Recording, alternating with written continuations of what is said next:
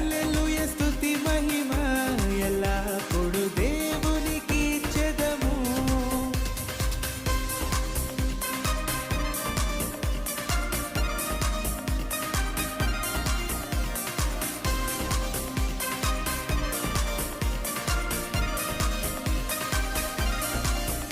ఆకాశము నుండి మన్నాను పంపిన దేవుని స్తుతించెదము.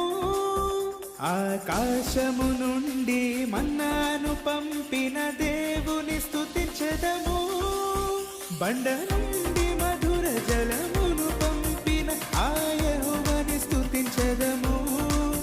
బండ నుండి